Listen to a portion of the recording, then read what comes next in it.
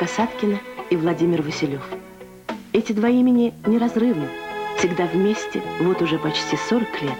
И в жизни, и в творчестве. С балкона их квартиры виден Большой театр. Он как бы постоянно напоминает о себе, о том, что здесь, на его сцене, они выступали. Здесь начиналась и прошла их артистическая молодость. Это их альма-матер.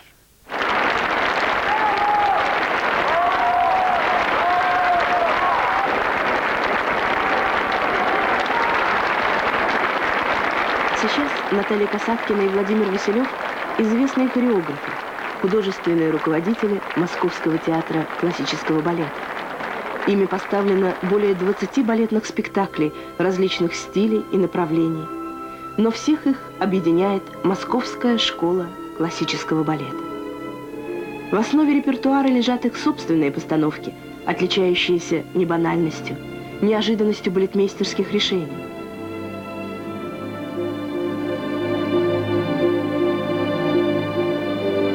Среди них особенно яркие «Весна священная» Игоря Стравинского,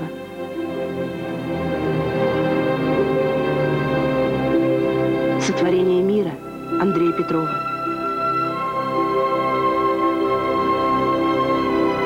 «Ромео и Джульетта» Сергея Прокофьева.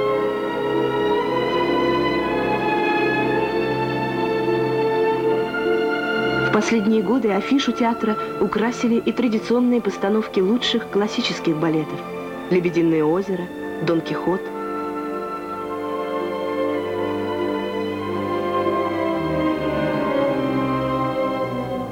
«Жизель».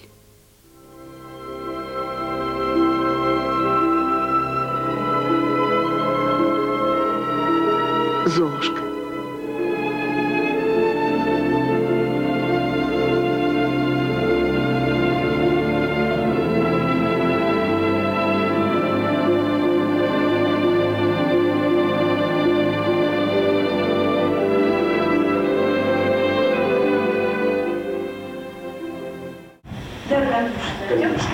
Андрей, спасибо.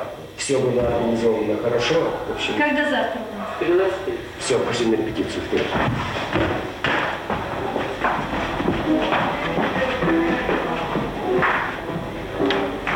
Прекрасные, яркие и блистательные балеты рождаются здесь, в двух небольших репетиционных залах на 4-м этаже старого императорского хореографического училища на Пушечной улице.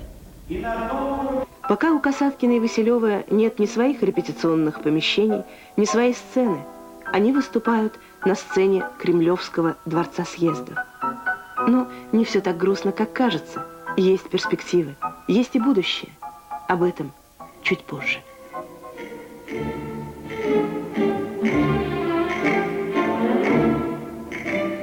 Когда-то Касаткина и Василев были солистами Большого театра. Любители балета помнят выступление Натальи Дмитриевны на его сцене. Помнят ее пылкость, страсть и одухотворенность в таких партиях, как «Фригия» в «Спартаке», «Бесноватая в весне священной», «Рок» в «Кармен-Сюите». А вот она в «Тристане и Изольде».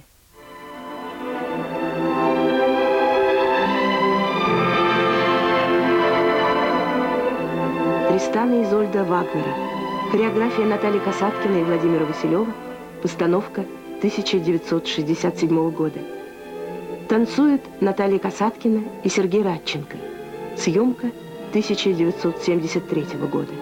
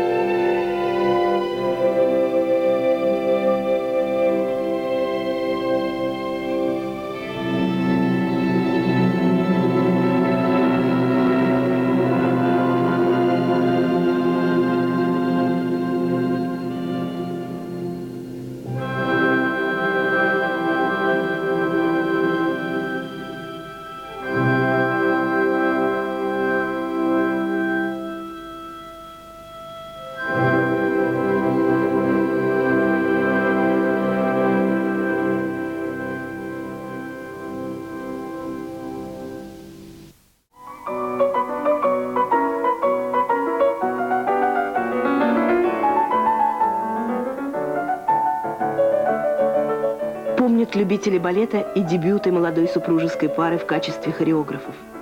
Они первыми обратились к балетам Стравинского, успешно работали над балетными и даже оперными постановками в Ленинграде, в некоторых городах Сибири.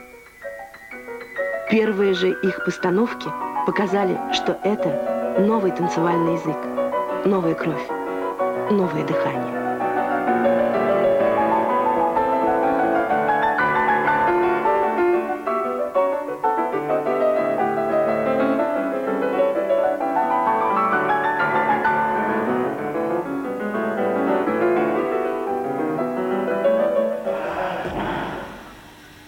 Они все шпаны большой подман. Раз, два, раз. Ну, не чувствуешь. Нога идет. Вот, вот. Раз. Вверх. Сюда, сюда. Открытые руки. Танцуй. Танцуй. Переход от артистической деятельности к балетмейстерской Касаткина и Василев считают для себя органичным. Он получился очень естественным. Когда мы начали ставить балет, мне, например, было 23 года всего, когда мы начали уже ставить. В Большом театре. В Большом театре. И мы сначала первые наши концертные номера, которые мы ставили, мы сами и танцевали. А потом поставили Ванину Ванини, это наш первый был балет, потом такую на современную тему балет «Геологи», потом «Весна священная» была, после которой нам 6 лет не давали вообще работать, называли модернисты. Когда мы закончили уже свою карьеру артистов балета в Большом театре, то для нас было естественно уже заниматься только балетмейстерской работой. В это время вот этот коллектив, он был в очень плохом состоянии. Создал его когда-то Игорь Александрович Моисеев, и причем он имел блистательное начало, этот коллектив. А потом там менялись директора много раз, и он, в конце концов, вот когда мы сюда пришли, здесь была одна концертная программа, 29 всего артистов. Очень много гастролей, здесь они очень редко выступали. Это был 1977 год. И тогда Демичев был министром культуры, он нас вызвал, сказал, что, вы знаете, у меня такая альтернатива, если вы не возьмете, то я его распущу. А рекомендовал нас сюда тоже Игорь Александрович Моисеев. Но он еще и Фурцевой рекомендовал, но она считала нас такими модернистами, такими ужасными, нехорошими, гадкими модернистами. Вот, поэтому она... В Министерстве культуры была вот книжечка вот такого формата, но толстая, в которой рекомендовались и не рекомендовались определенные постановки по Союзу. И там вот целый абзац был такой: балеты Касаткина и Василева к постановке не рекомендовали. И не рекомендовали, но они все равно шли. Например, самый опальный спектакль «Сотворение мира» Андрея Петрова шел в 55 театрах страны. Что же не устраивало в «Сотворении мира»? «Сотворению мира» сказали, что там 30-градусный секс. Вот мы до сих пор не можем понять. Секса вроде 360, что ли, градусов, но никак не 30. Я не могу этого понять.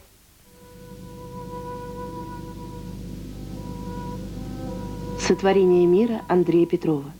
Хореография Натальи Касаткиной и Владимира Василева. Постановка 1971 года. Танцуют Екатерина Максимова и Владимир Васильев.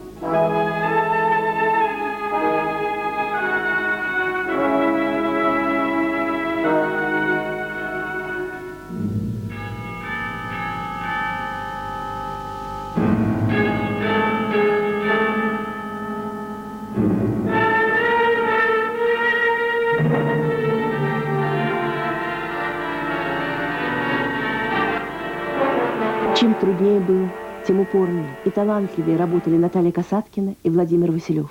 И поэтому, и, во-первых, и характер выковывался, и, в общем, мы как-то весь этот период трудный, мы работали, нам долго приходилось готовиться к спектаклям, зато мы готовились к ним тщательно. Каждый наш спектакль – это как диссертация, то есть подготовка к спектаклю, как диссертация. Мы очень...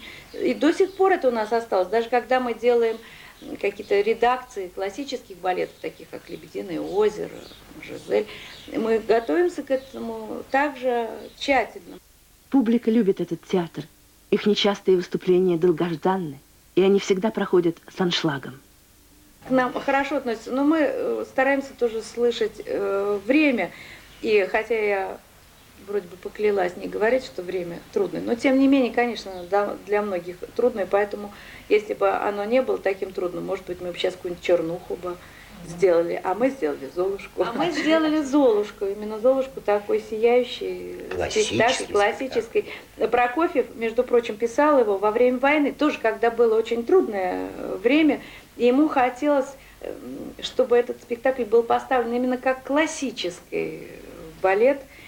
И мы его так и сделали. Естественно, там есть какие-то прокофьевские штучки, но и наши штучки. Фрагмент из балета Сергея Прокофьева «Золушка». В партии «Золушки» Людмила Васильева. В партии «Принца» Иван Корнеев.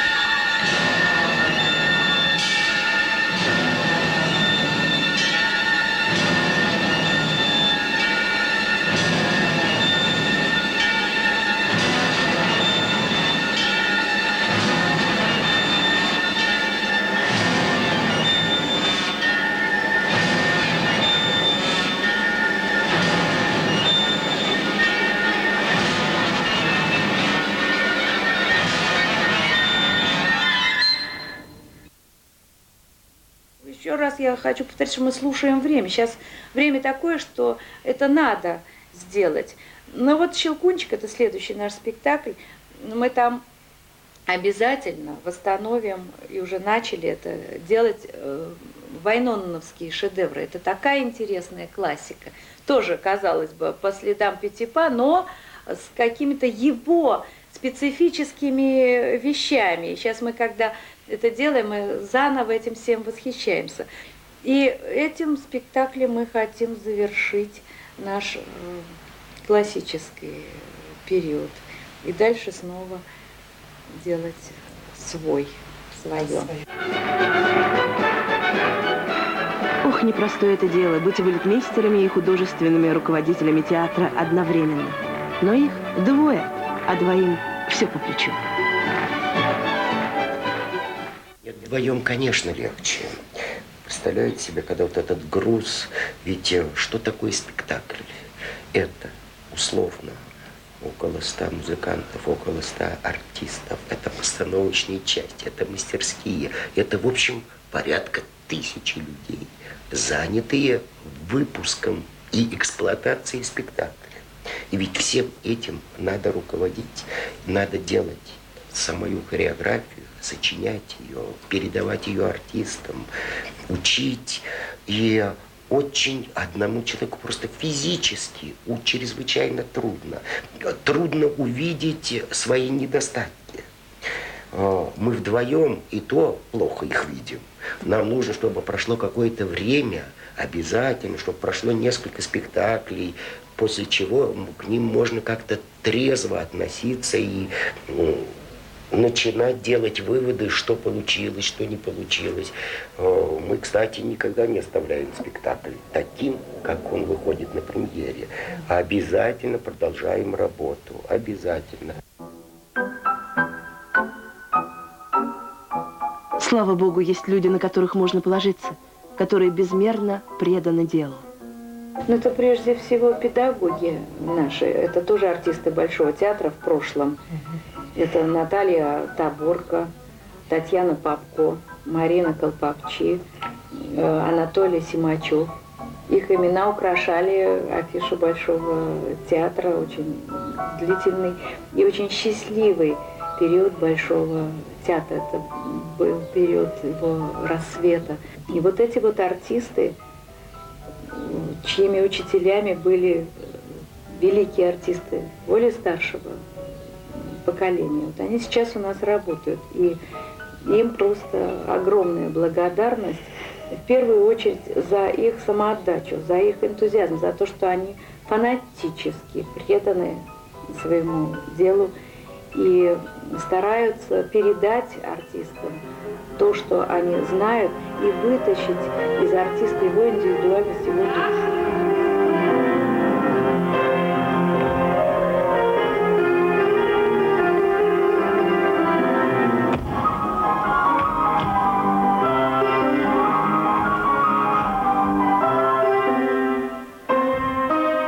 Ну и, конечно, у нас есть артисты, на которых мы можем полностью положиться. И это в первую очередь это Тимошова с Горбацевичем. Они прекрасно танцуют, они в великолепной форме, но Горбацевич уже преподает. И они имеют нравственное влияние на труппу. Вот что очень важно, понимаете, нравственное отношение к сцене, к тому, что сцена – это святое место. На сцене нельзя не выяснять отношений, сцену нельзя предавать. Вышел, все, зрители имеют право требовать от тебя всего. Ты зрителям должен все, зрители тебе ничего не должны. Это Бергман сказал, но сказал очень правильно. Мы очень рассчитываем и прекрасно понимаем, что ведь в нашей труппе, которая завоевала 13 золотых медалей на международных конкурсах, 4 премии Парижской академии танца, значит, все эти медалисты, лауреаты могут быть украшением любого театра мира. Любого. А они работают у нас. Это фундамент театра.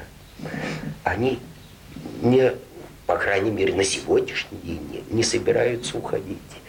Это надежда театра, это его фундамент, это его сила.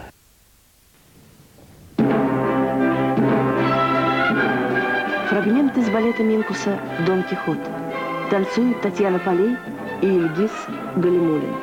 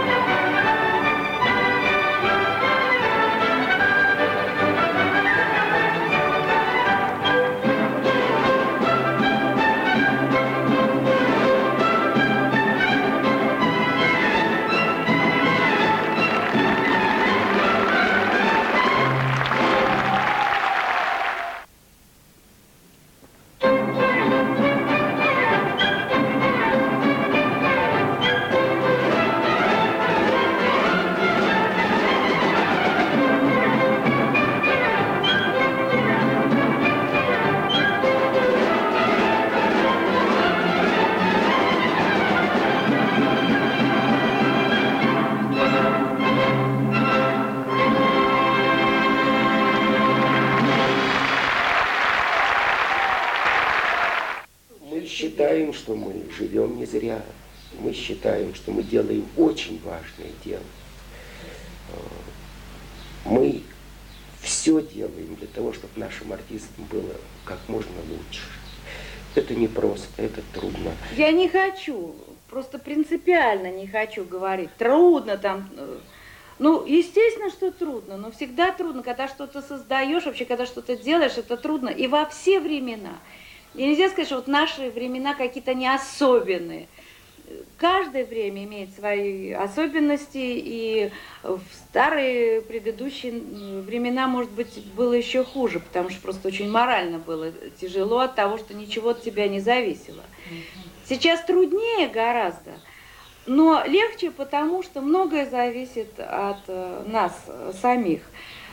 Ну вот последняя точка, то, что нам дало право так говорить, что теперь все зависит от нас, это было правительственное постановление правительства Москвы о том, что земля на Скаковой и это здание старого конюшенного двора теперь принадлежит нам на 49 лет, и мы можем, естественно, найдя инвесторов, которые вложат в это деньги, а такие есть, они хотят это сделать, мы можем начать приступить к строительству. Сейчас у нас идет разрушение, как всегда, знаете, до основания, а затем...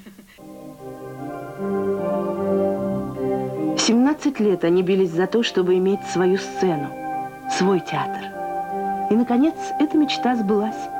На 49 лет театру Московского классического балета передана земля и здание на Скаковой улице. Заброшенный, полуразрушенный памятник архитектуры, бывший конюшенный двор бывшего нефтепромышленника Монташова. Чудом сохранилась монограмма. Существует мнение, что это здание было построено по проекту братьев Весниных. В архивах раскопали первоначальный проект здания с башенками и шпилем, которых давно уж нет. Но все это будет восстановлено. Это будет не просто театр, а международный центр балета с видеотекой, кинозалом, компьютерами, с международной школой балета. Здание будет приспособлено для того, чтобы его могли посещать инвалиды. Будут специальные входы для того, чтобы они смогли приезжать сюда на инвалидных колясках.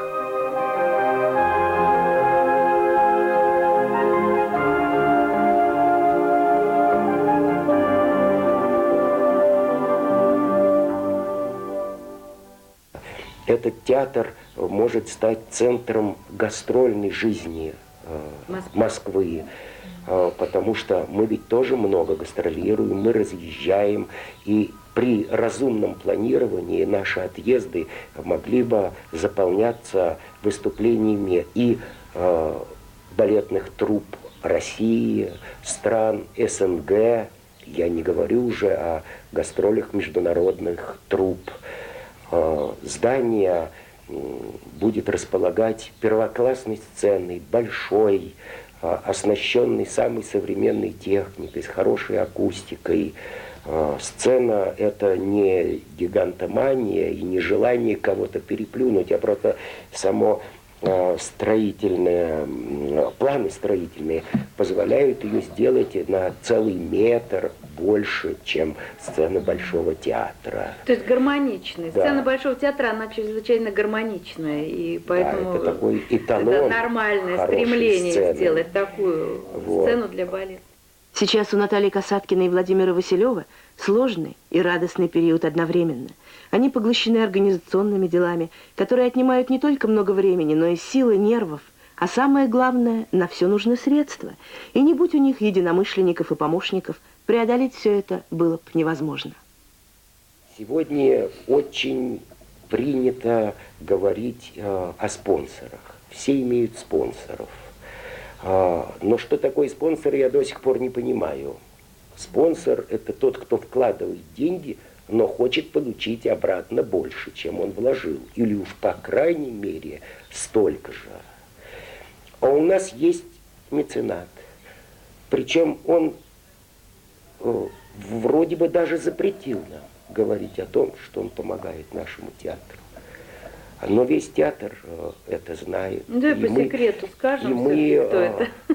И мы чрезвычайно признательны, потому что те деньги, которые он дает нашему театру, позволяют нам не только выпускать дорогостоящие премьеры, а премьера должна быть дорогостоящей, она должна быть хорошо отрепетирована, должны быть хорошие костюмы, декорации. Это же театр, это же искусство. Спонсор... Вячеслав Владимирович Широких. Молодой человек. Инициативный, занимающийся коммерцией. Вообще он режиссер по происхождению, почему он театр любит.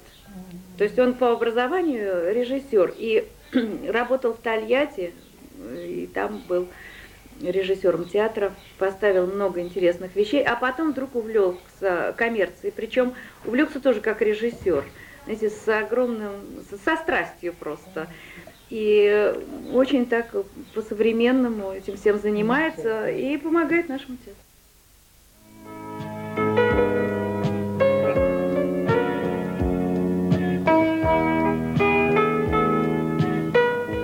Наталья Касаткина и Владимир Василев прожили вместе почти 40 лет, опровергая тем самым разговоры о якобы непрочных браках в артистической среде. В балете, как ни странно, там много всяких сплетен вообще там рассказывают, но самые прочные браки и длительные как раз в балете. И много таких очень хороших, и очень длинных, длительных и счастливых. Ну, Катя с Володей, Васильев, Максимов, даже не нужно их фамилии называть, уже это ясно. Но остальные имена, может быть, они не очень известны, поэтому не стоит называть. Да. Но в нашем коллективе Горбацевич, Тимошова со школы. И вместе, и партнеры, и очень... Ну, Людочка Васильева, Васильева с Трофимовым. Много лет. Ну, не много лет, ей всего еще ничего. Она молоденькая совсем. И все-таки. Но брак очень такой хороший. Наталья Касаткина и Владимир Василев оба коренные москвичи во многих поколениях. Их родословная очень интересна. Сейчас очень мало настоящих москвичей осталось. А мы, наверное, из этих вот настоящих москвичей, рожденные москвичи. Володя... Во многих поколениях. Да, во многих поколениях. У Володи ветвь идет что-то от какого-то татарина Василя, от Ивана Грозного. Ивана Третьего. Ивана Третьего, еще раньше даже. Вот, у меня есть и московские ветви, есть западные ветви, англичане, немцы в семье.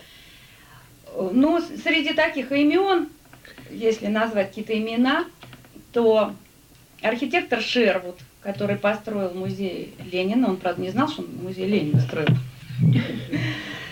исторический музей, памятник жертвам войны 12-го года. Знаете, это совсем далеко. Ну, Брамлеи, англичане, они построили, в общем, организовали всю промышленность России. Вот их заводы, в частности, один из заводов Серп и молот, да, принадлежал одному из братьев. Это вот бабушкин отец и дядя. А по культурной, что ли, линии это Поворской, Станиславской. Недавно вот мы выяснили, что Чехов, Серов. То есть это все, понимаете, у меня такое впечатление, что вся интеллигенция, они все были родственниками, потому что когда встречаешь вот, москвичей во многих поколениях, москвичей, урожденных москвичей, обязательно оказывается, что они твои какие-то очень дальние, но родственники. Кстати говоря, иностранцы моей семьи, но урожденные уже здесь, они к России привязаны были невероятно, знали культуру русскую гораздо лучше, чем многие русские. И бабушка, которая знала 5 языков, лучше всего знала русский язык. Она его знала лучше, чем русские.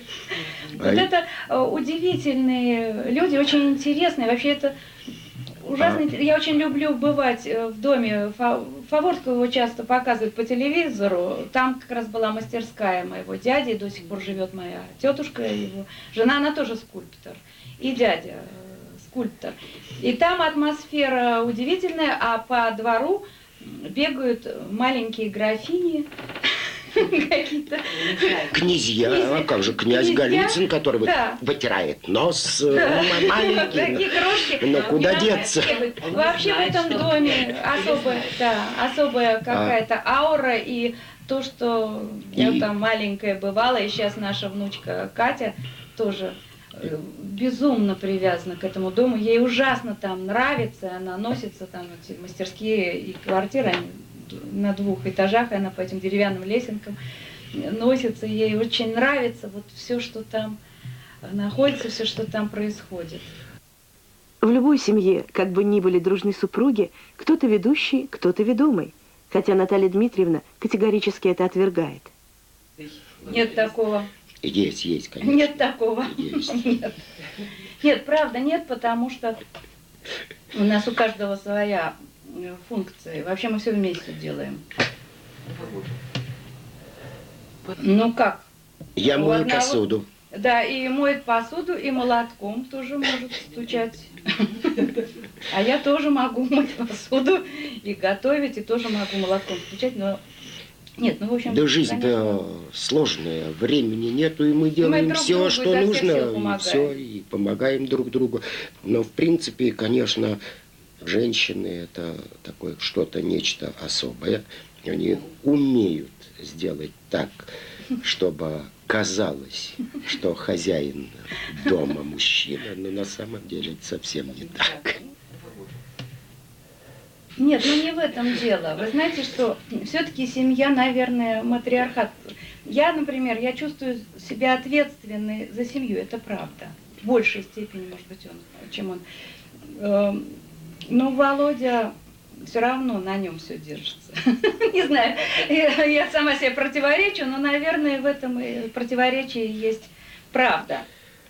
Потому что не... Но, в принципе, мы живем и обязаны, это не то слово, и это настолько естественно. Надо делать то, что ты можешь сделать, что нужно сделать, и что необходимо вот в данный момент, и не считаться ни с чем. Ну, мы сейчас как раз вот Это настолько элементарно, мы нормально. находимся как бы в центре семьи, потому что есть еще старшее поколение, и есть младшее, и есть еще совсем младшее.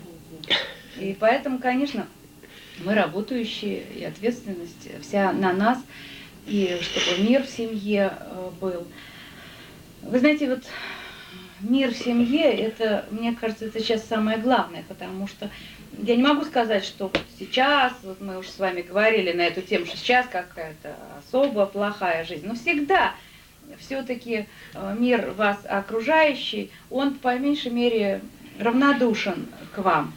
А вот семейные отношения, здесь нет равнодушия. Даже если в семье и идет какой-то спор, какое-то неприятие чего-то, это все делается страстно. Здесь нету равнодушия.